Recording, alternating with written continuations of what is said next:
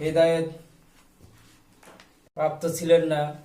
প্রিয় নবী হযরত মুহাম্মদ সাল্লাল্লাহু আলাইহি ওয়াসাল্লাম এক সময় তিনি হিদায়াত প্রাপ্ত ছিলেন না, কিন্তু মহান আল্লাহ তাআলা তাকে হিদায়াত দিয়েছেন এই পবিত্র কোরআনের মাধ্যমে।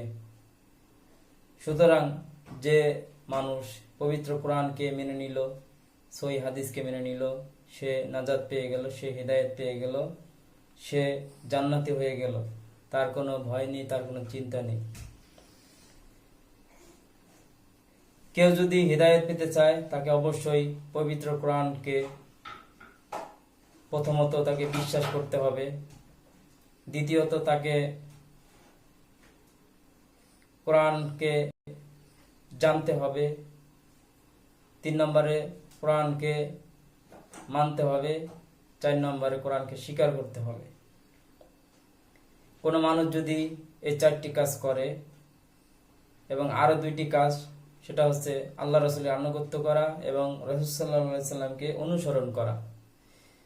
এই মোট 6টি কাজ, এই মোট 6টি মূল কাজ যদি কোনো মানুষ করে, সে যেই ধর্মেরই হোক না কেন, সে যদি 6টি কাজ করে সে জান্নাতে যাবে। তার মানে এই নয় যে ইহুদি থাকা অবস্থায় সে জান্নাতে যাবে। সে যদি ইহুদি থেকে ইসলাম ধর্ম গ্রহণ করে এবং কোরআন মেনে নেয়, আল্লাহ রাসূলের আনুগত্য করে এবং রাসূল সাল্লাল্লাহু আলাইহি ওয়াসাল্লাম অনুসরণ করে এবং কোরআনকে বিশ্বাস করে এবং কোরআনকে মেনে নেয়, কোরআনকে স্বীকার করে, কোরআনকে পড়ে, তাহলে সে নাজাত পেয়ে যাবে, সে আমাদের এই দ্বীনি ভাই হয়ে যাবে এবং তার কোনো চিন্তা ভাবনা থাকবে না। চলুন এবার আমরা আনুগত্য এবং অনুসরণ এই দুটি বিষয় নিয়ে আলোচনা করি। আনুগত্য হলো আদেশ এবং নিষেধ। যেটা আল্লাহ তাআলা আদেশ করেছেন সেটা আমরা করব, যেটা আল্লাহ তাআলা নিষেধ করেছেন সেটা আমরা করব না।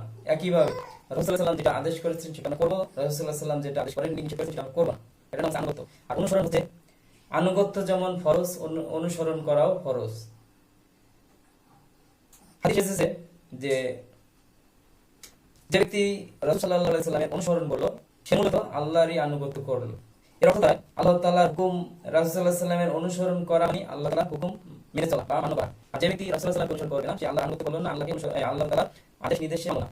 আর যে ব্যক্তি আল্লাহ এবং রাসূলের আনুগত্য করবে না, যে ব্যক্তি আল্লাহ রাসূলের আনুগত্য করবে না এবং অনুসরণ করবে না, সে জাহান্নামী হবে। সে যদি আল্লাহ রাসূলের আনুগত্য ব্যতীত মারা যান, অনুসরণ ব্যতীত মারা যান, তাহলে সে নিঃসন্দেহে জাহান্নামী হবে।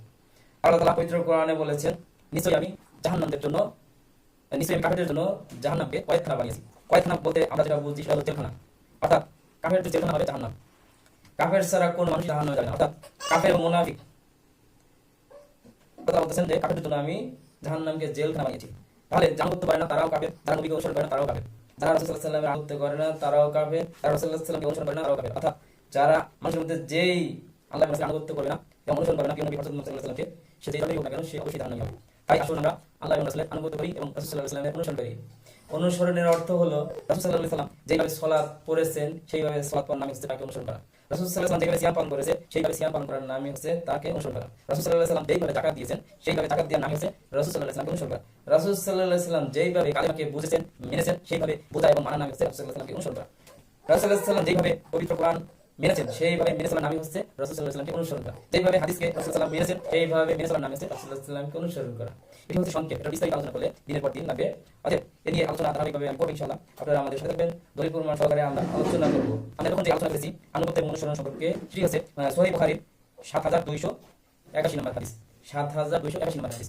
তো আজকের আলোচনা সংক্ষেপে শেষ করলাম। পরবর্তী আলোচনা দীর্ঘায়িত করার চেষ্টা করব ইনশাআল্লাহ। সবাই ভালো থাকবেন। আল্লাহ হাফেজ।